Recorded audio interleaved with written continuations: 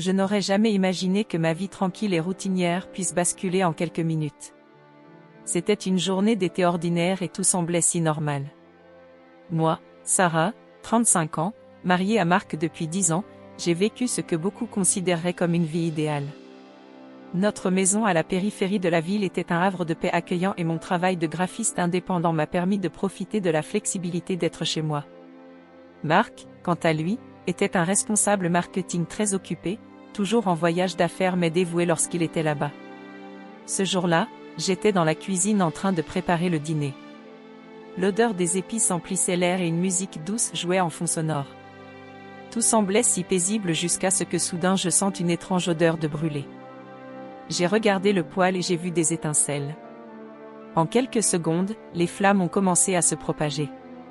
J'ai paniqué. Mon cœur battait à tout rompre et mes mains tremblaient tellement que je pouvais à peine décrocher le téléphone. J'ai appelé les pompiers avant que le feu ne s'empare de tout. Il n'a pas fallu longtemps pour qu'une équipe de pompiers arrive. Ils sont entrés par effraction dans la maison avec précision et efficacité, éteignant les flammes en quelques minutes. C'est alors que je l'ai vu. Parmi les pompiers, il y avait un homme qui avait l'air tout droit sorti d'un film. Grand, fort, avec des cheveux bruns légèrement en désordre et des yeux qui dégageaient un calme impressionnant. Ryan, comme il s'est présenté, avait une présence qui permettait à chacun de se sentir en sécurité. Une fois le feu maîtrisé, il s'est approché de moi. « Est-ce que tu vas bien ?» demanda-t-il d'une voix grave mais incroyablement réconfortante. Encore secoué, je ne pus que hocher la tête. Ryan sourit d'une manière qui semblait presque répétée mais toujours authentique. Il a commencé à m'expliquer ce qui s'était passé. Il s'agissait d'un court-circuit dans le système électrique. Rien de bien grave, mais vous avez agi rapidement en nous appelant. Cela a évité une catastrophe plus grave. Pendant qu'il parlait, j'ai ressenti quelque chose d'étrange. Ce n'était pas seulement un soulagement que tout se soit bien passé. C'était la façon dont il me parlait, l'attention qu'il me prêtait, comme si à ce moment-là j'étais la seule personne au monde qui comptait. Je l'ai remercié à plusieurs reprises, mais il a simplement répondu, « Nous faisons cela tous les jours. C'est notre travail. » Avant de partir, il m'a remis une carte. Si vous avez besoin d'autre chose ou si vous avez des questions sur la sécurité, appelez-moi. Ce soir-là, quand Marc est rentré à la maison, je lui ai tout raconté. Il était soulagé que rien de grave ne soit arrivé, mais son inquiétude fut rapidement remplacée par le projet d'un voyage d'affaires imminent. Alors que j'étais allongé dans mon lit, je ne pouvais pas m'empêcher de penser à Ryan. Pas seulement dans ce qu'il a fait, mais dans ce qu'il m'a fait ressentir. Il y avait quelque chose chez ce pompier qui m'a ému d'une manière que je ne comprenais pas complètement. Et quand j'ai regardé sa carte sur la table de nuit, j'ai su que l'histoire n'était pas encore terminée. Les jours qui ont suivi l'incident ont été déroutants pour moi. La cuisine était à nouveau en ordre, l'odeur de brûlé avait disparu et ma routine était revenue à la normale. Mais mon esprit n'était définitivement pas au bon endroit. Peu importe à quel point j'essayais de me concentrer sur le travail, les tâches quotidiennes ou même les conversations avec Marc au sujet de son voyage d'affaires, quelque chose en moi ne le permettait pas. C'était le souvenir de Ryan. Je me suis retrouvée à penser à lui à des moments aléatoires, me souvenant du ton de sa voix, de la façon dont ses yeux semblaient me lire, de la sécurité qu'il transmettait. La carte qu'il m'a donnée était là, sur la table du salon, et je l'ai regardée plus de fois que je ne voulais l'admettre. C'était comme un appel, une invitation silencieuse que j'avais du mal à ignorer. Après tout, j'étais mariée. Que m'arrivait-il ? Marc est parti tôt la semaine suivante pour son voyage d'affaires. Nos conversations téléphoniques, même quotidiennes, semblaient de plus en plus superficielles. Je savais que je devrais m'inquiéter davantage de la distance, mais je me sentais indifférent. Et cette indifférence m'a fait peur. Pendant ce temps, la présence de Ryan dans mes pensées ne faisait que croître. Finalement, je n'ai pas pu résister. J'ai sorti mon téléphone portable et lui ai envoyé un message. « Salut Ryan. Voici Sarah de la caserne des pompiers.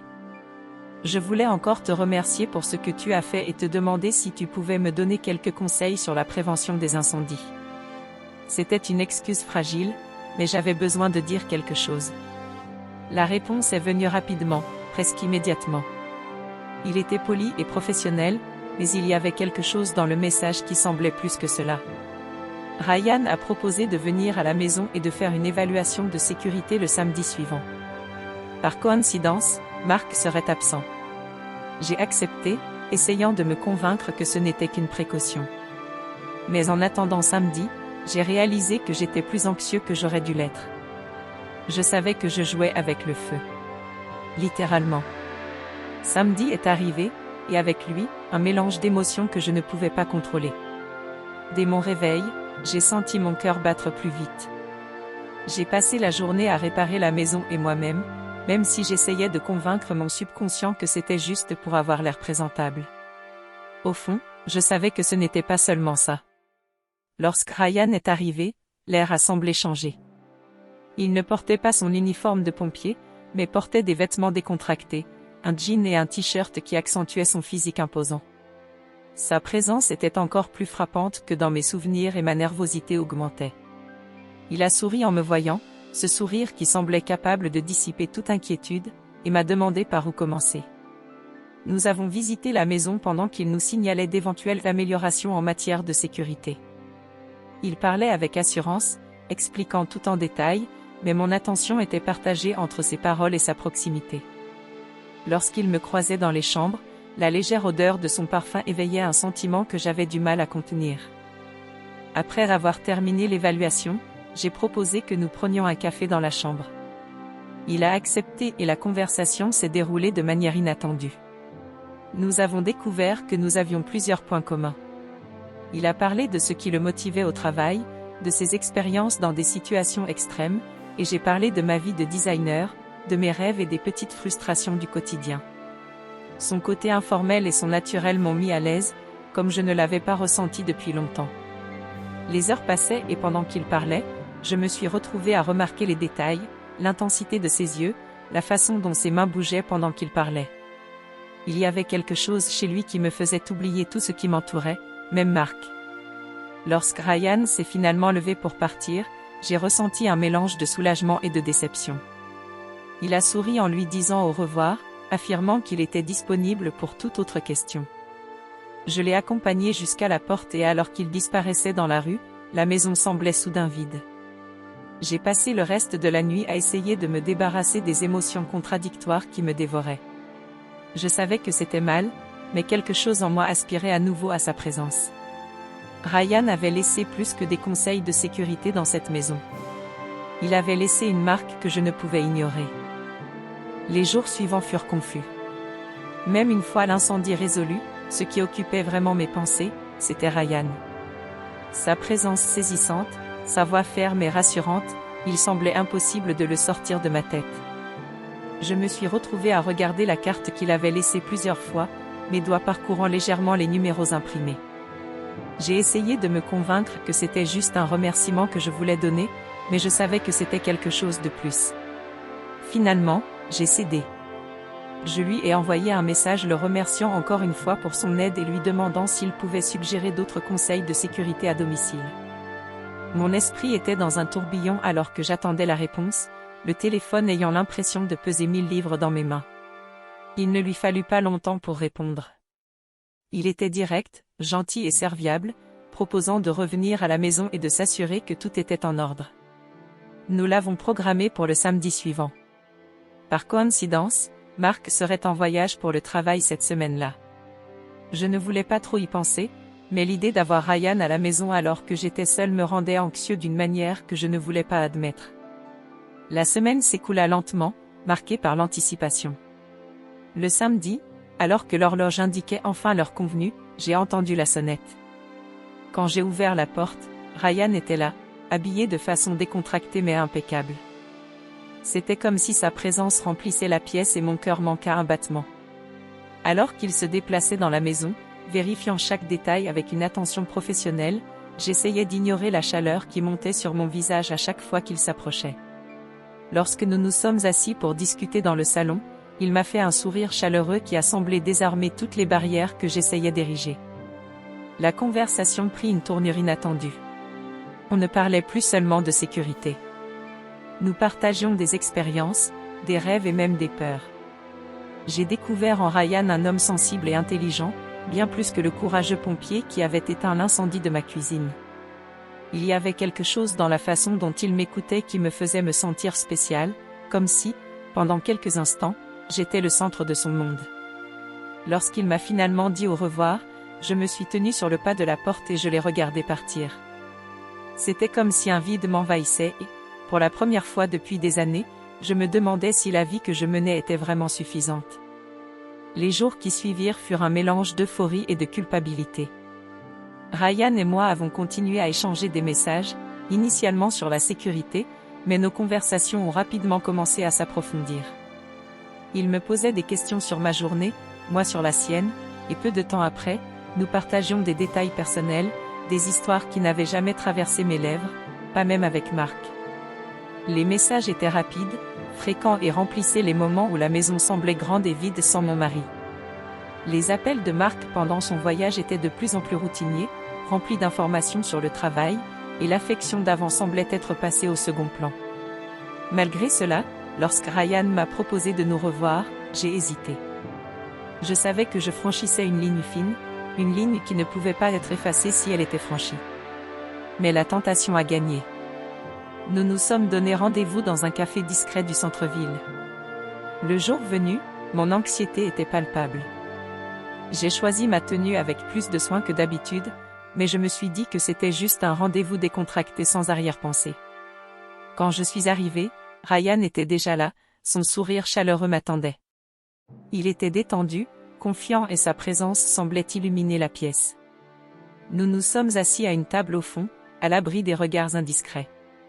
Notre conversation s'est déroulée naturellement, comme si nous nous connaissions depuis des années. On rit d'histoires idiotes, on partage des rêves et même des peurs. Pendant un instant, j'ai oublié où j'étais, j'ai oublié ce que je faisais. Nos mains se sont touchées par accident sur la table et un frisson a parcouru mon corps. Lorsqu'il m'a proposé une promenade dans le parc voisin, j'ai accepté sans réfléchir. Nous marchions côte à côte, le silence entre nous étant confortable mais rempli d'une tension que nous ne pouvions ignorer. Soudain, Ryan s'est arrêté. Il s'est tourné vers moi et avant que je puisse réagir, il a posé ses mains sur mes épaules, ses yeux fixés sur les miens. « Sarah », murmura-t-il, sa voix grave et chargée d'émotion. « Je ne peux pas arrêter de penser à toi. » Je savais que je devrais m'en aller et dire que c'était mal. Mais l'intensité de ce moment m'a paralysée. Avant que je m'en rende compte, nos lèvres se sont rencontrées dans un baiser passionné et interdit, rempli de semaines de tension accumulée. Tout autour de nous a disparu. C'était comme si le monde s'était arrêté à cet instant.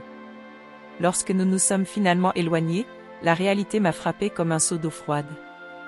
Ryan avait l'air aussi perdu que moi, les yeux pleins de doute. Ne sachant que dire, nous nous sommes dit au revoir rapidement et avec hésitation. De retour à la maison, le poids de la culpabilité s'est abattu sur moi de plein fouet, mais en même temps, je ne pouvais pas ignorer ce que Ryan me faisait sentir vivant d'une manière que je n'avais pas ressentie depuis des années. Les jours qui suivirent ce baiser interdit furent un tourbillon d'émotions. J'évitais de regarder Marc directement, craignant qu'il ne voie la culpabilité dans mes yeux.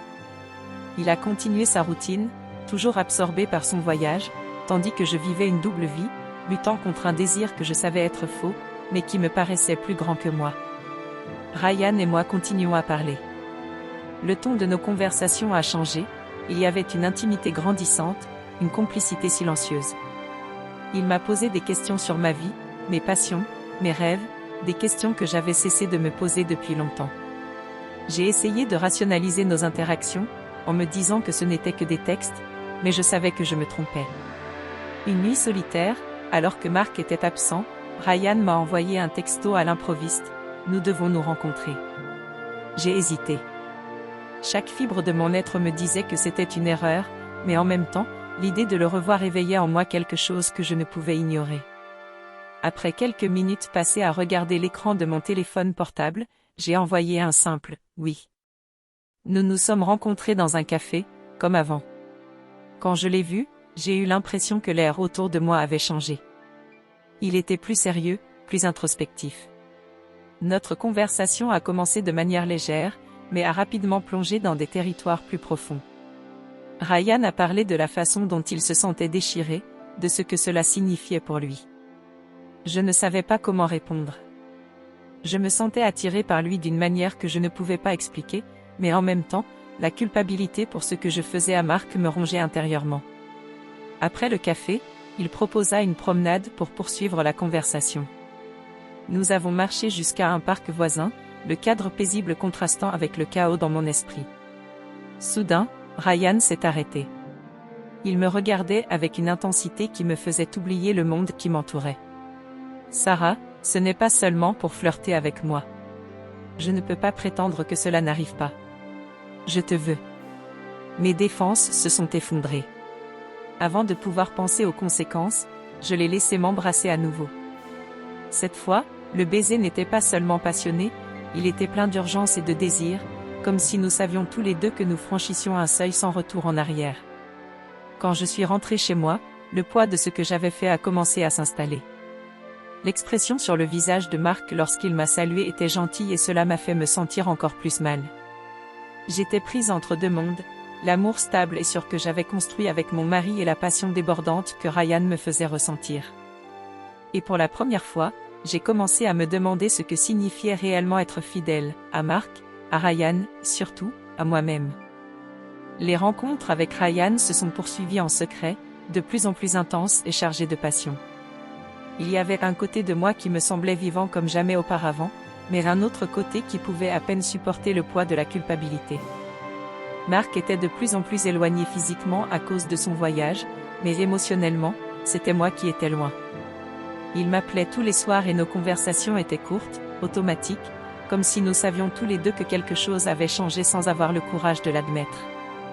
Une nuit, alors que j'envoyais des SMS avec Ryan, mon téléphone a sonné. C'était Marc. J'ai répondu avec hésitation et sa voix était fatiguée mais calme. « Sarah, nous devons parler à mon retour. » Mon cœur s'emballa. Pendant un moment, j'ai pensé qu'il savait peut-être quelque chose. Sa phrase a résonné dans ma tête pendant le reste de la nuit, alors que je luttais pour ignorer le sentiment que quelque chose de grave était sur le point de se produire. Quelques jours plus tard, Ryan m'a appelé à l'improviste. Sa voix était sérieuse, presque tendue. « Sarah, j'ai besoin de te voir aujourd'hui. C'est important. » J'ai donné rendez-vous à notre café habituel, mais la nervosité me rongeait. Quand je suis arrivée, Ryan était déjà là. Son visage était lourd et il évitait mon regard. « Sarah, ce que j'ai à te dire n'est pas facile, mais je ne peux plus continuer à te mentir. » J'ai senti une boule dans mon ventre. Il semblait avoir du mal à trouver les mots justes. Puis il prit une profonde inspiration et dit : « Je ne suis pas pompier. Je ne l'ai jamais été. » Pendant un moment, je n'ai pas compris ce qu'il disait. Tout autour de moi semblait s'arrêter alors que ces mots pénétraient. L'incendie, les secours, tout était prévu. Je suis un escroc. Mon esprit a essayé de traiter ce que j'entendais. Chaque instant que nous avons partagé, chaque mot, chaque contact, était-il un mensonge ? Il a continué à parler, avouant qu'il faisait partie d'un plan élaboré visant à séduire les femmes mariées puis à les faire chanter. Cette révélation m'a frappé comme un coup de poing dans le ventre. « Mais avec toi, c'était différent, Sarah, dit-il, la voix pleine de regret. Je suis vraiment tombé amoureux. Donc je ne peux pas aller jusqu'au bout. » Les larmes ont commencé à couler sur mon visage alors que j'essayais de comprendre l'ampleur de la trahison. J'avais trahi Marc pour un mensonge, un homme qui n'était en rien ce qu'il prétendait être. Mais avant que je puisse demander pourquoi, il a lancé la dernière bombe. « Votre mari sait tout. Il m'a trouvé, m'a confronté, et m'a proposé de l'argent pour disparaître de sa vie. » Mon sang s'est glacé. Marc le savait. Tout s'écroulait autour de moi. Ce jour-là, je suis rentrée complètement abasourdie. Les mots de Ryan ou de Jason, comme je connaissais maintenant son nom, résonnaient dans mon esprit. La trahison que j'avais commise envers Marc, mélangée à la découverte que j'avais moi-même été si cruellement trompée, a créé un tourbillon d'émotions que je pouvais à peine supporter. Quand j'ai ouvert la porte, j'ai vu Marc assis sur le canapé, les mains jointes, les yeux fixés sur le sol. Son visage était un mélange de douleur et de résignation. Il savait. Mon cœur battait à tout rompre. Pendant un instant, j'envisageais de m'enfuir. Mais le regard de Marc se leva et rencontra le mien. Il n'y avait aucune colère dans ses yeux, juste une immense tristesse. Je sais tout, Sarah, dit-il calmement, sa voix ferme mais pleine de douleur. Mes jambes ont cédé et je me suis assis sur le canapé d'en face. J'ai commencé à parler, les mots sortant dans un torrent incontrôlable.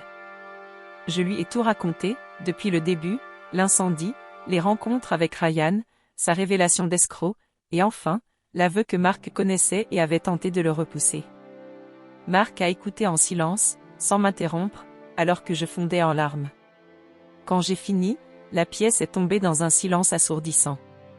J'ai attendu qu'il explose, qu'il crie, qu'il me jette dehors. Je l'ai mérité. Mais à ma grande surprise, Mark s'est approché lentement, s'est assis à côté de moi et m'a serré dans ses bras. Je me figeai, incapable de croire ce qui se passait. « Je t'aime, Sarah, dit-il doucement.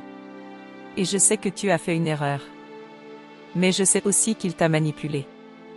Je ne sais pas si nous pouvons surmonter ça, mais je suis prêt à essayer si tu le es aussi. » La générosité de ses paroles a brisé quelque chose en moi. Il était prêt à donner une chance à notre mariage, même après tout ce que j'avais fait. J'avais du mal à y croire. « Mark, je ne sais même pas par où commencer, » murmurai-je.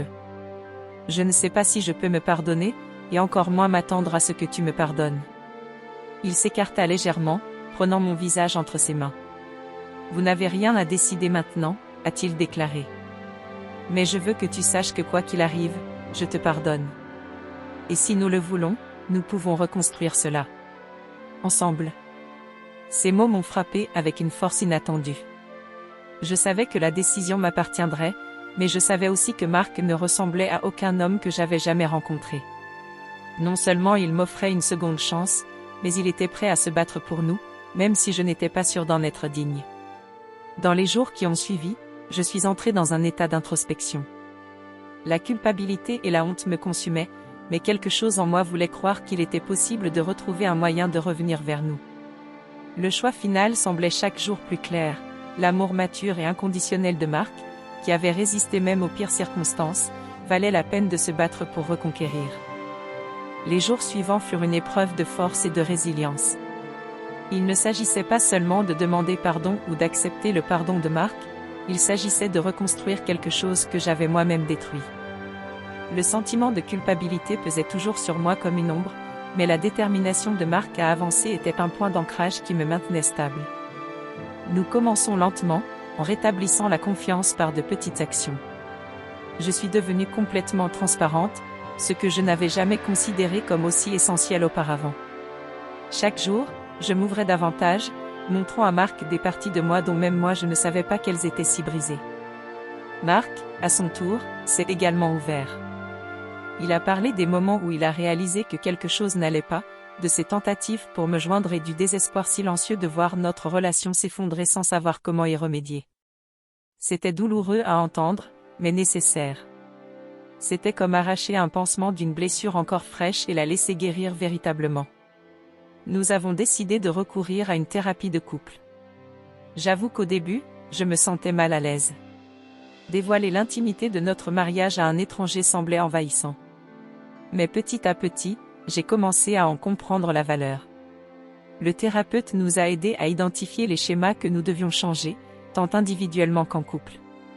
Nous avons découvert que les problèmes qui nous ont amenés à ce point étaient plus profonds que je ne l'imaginais. Pendant que nous travaillions sur nous-mêmes, Ryan ou Jason a disparu de ma vie. Il n'y a plus eu de messages, ni de tentatives de contact. C'était comme s'il n'avait jamais existé, à part les cicatrices qu'il laissait. Au fil du temps, j'ai appris à voir cela non pas comme un souvenir douloureux, mais comme une leçon. Un rappel de combien il était facile de se perdre et combien il était difficile mais possible de retrouver son chemin. Mark et moi avons commencé à redécouvrir notre connexion de manière simple, des dîners à la maison, de longues conversations sur le canapé, même des soirées à rire devant de vieux films. Chaque instant était une victoire, un pas vers l'amour que nous avions construit et que nous luttions désormais pour sauver.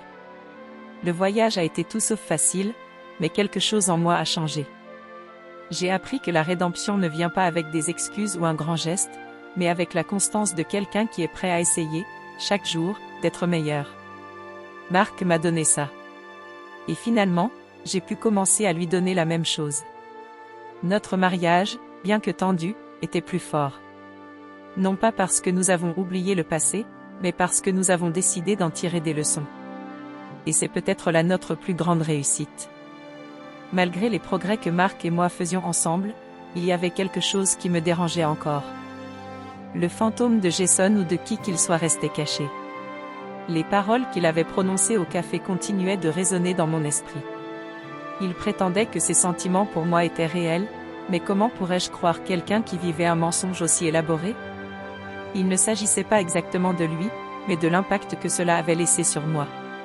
Je devais fermer ce chapitre une fois pour toutes. J'ai décidé de rencontrer Jason une dernière fois.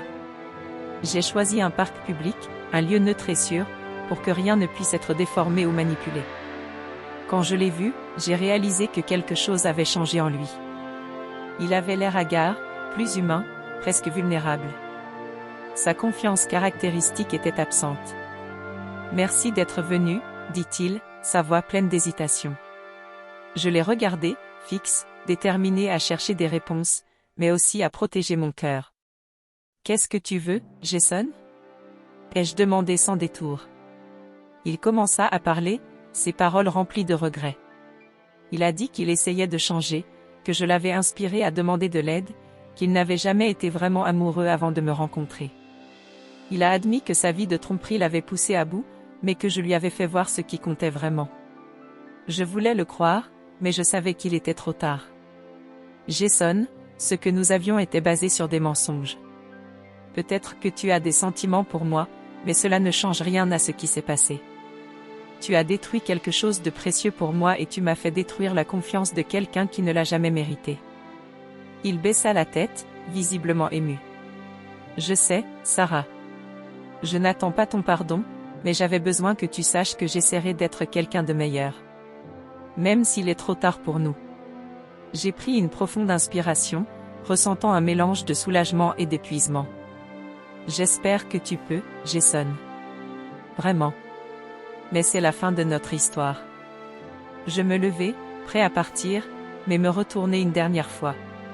Merci. Pas pour ce que tu as fait, mais pour ce que tu m'as appris. Grâce à toi, je sais ce qui compte vraiment. Et c'est quelque chose que je n'oublierai jamais. Je l'ai laissé là, assis sur le banc, et je suis parti. Avec cet au revoir, j'avais l'impression de libérer enfin un poids que je portais depuis longtemps. Quand je suis rentré à la maison, Marc m'attendait.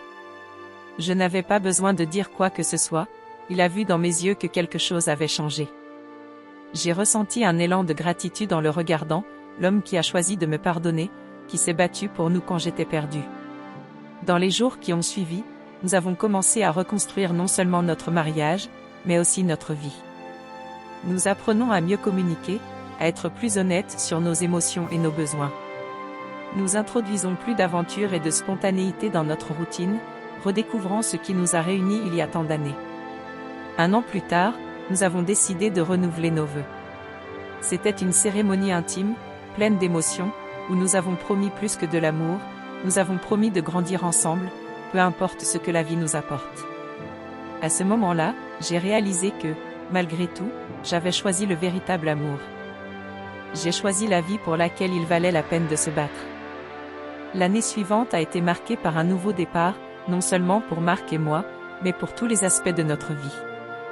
Nous étions plus forts, plus connectés, et surtout, plus conscients de ce que signifiait aimer et être aimé.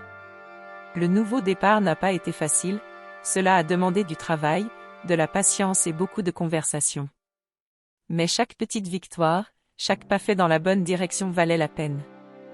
J'ai commencé à me sentir plus en confiance avec ce que nous avions et Marc, malgré ses doutes initiaux, semblait également trouver la paix à mes côtés. C'était comme si, ensemble, nous étions capables de faire face à tout ce que le monde nous imposait. Nous n'étions pas parfaits, mais nous étions déterminés à être honnêtes. Et c'est cette honnêteté qui a vraiment transformé notre relation. Moi qui auparavant avais peur de me donner complètement, je me voyais maintenant plus forte que jamais. Marquant ma position, non seulement en tant qu'épouse, mais en tant que femme, en tant que personne.